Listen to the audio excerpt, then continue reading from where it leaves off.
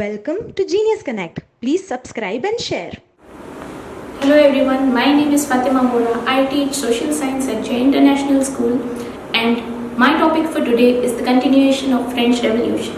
We studied a lot about French Revolution. We saw how the king was dethroned. We saw how Maximilien Robespierre came to power.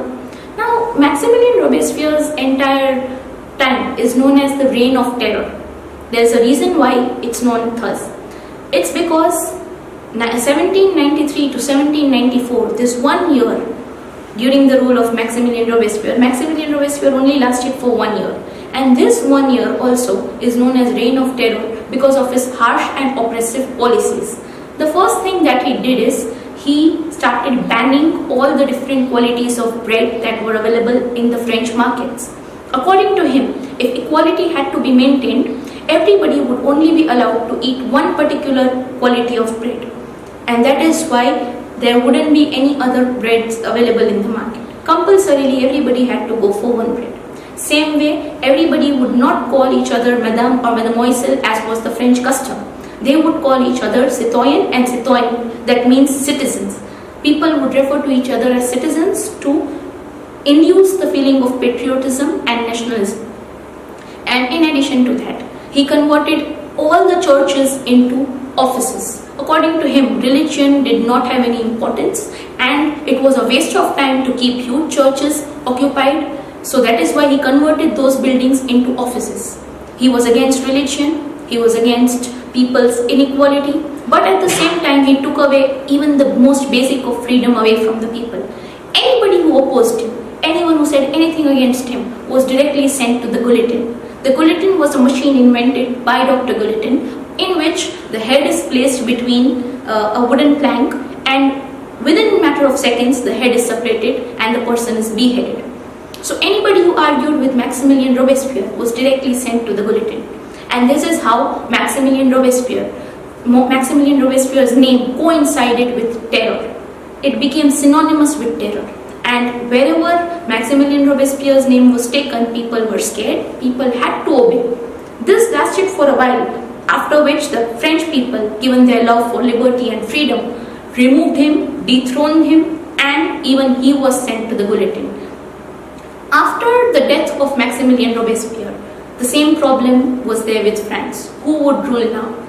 Based on past experience, the French people had concluded that whenever any one person is given absolute authority or absolute power, it corrupts him. So they this time decided to go for a directory-based government.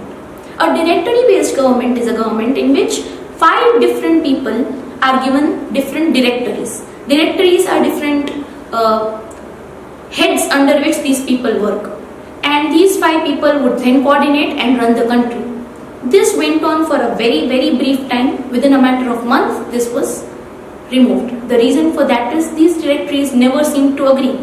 There was no coordination between them, and eventually France was failing as a country. This was a time when France was lacking a leader, a considerate leader who would be a monarch, who would control, at the same time would stay away from the stern dictatorship. Exactly at that time entered Napoleon Bonaparte. Napoleon Bonaparte was one of the most loved rulers of France. He had a vision to conquer the entire Europe, but not with massive force. He did not want to use brutal repression. In fact, he saw himself as a liberator and a modernizer.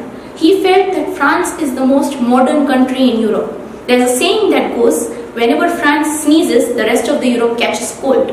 So when France removed the king, Germany, Austria and other related small European countries also saw a glitter of hope that even we can remove our oppressive kings and re-establish democracy or people's rule. And that is when Napoleon Bonaparte took this opportunity that France, being the most modern, has to modernize the rest of the Europe. And one by one, he started fighting with the other European countries and bringing them under the France. He bought many territories and annexed them to France, and France became a huge empire under Napoleon Bonaparte. Napoleon was ultimately known for his dictatorship skills, but he was not a harsh dictator. He was a strict military man. He was a disciplinarian, and His philosophies mainly coincided with giving autonomous power to various states because he believed in liberty, he believed in the idea of freedom. His most important contribution was the Napoleonic Code of 1804. According to the Napoleonic Code, every person had right to private property. All privileges based on birth would be abolished. Everybody is equal before the law. So he gave the people what they were asking for. He gave them freedom, he gave them equality, he gave them justice, and that is why he was a big hit with the countrymen. France actually believed in Napoleon's philosophies, and many French people actively joined in army at Napoleon's command. They gave taxes when he asked because he said that these taxes are eventually going to be used for the people's benefit, and he even did that. He had some drawbacks. He only trusted his family members, and every place that he conquered, he would keep one of his family members because according to him that gave him better coordination. And Napoleon's armies were seen as a liberating force all across Europe. So whenever Napoleon used to invade any European country, people used to be really happy. People used to actually welcome him. And this went on along for a while, but after that, four countries together defeated Napoleon at Waterloo in 1815. And after this, that was the end. After Napoleon was defeated, France still went on. It took a long time for the French women to get equal rights as the men, but eventually the example of the French Revolution still stays on along because we get to learn many good things, particularly people's right, how people can together fight against injustice. Thank you.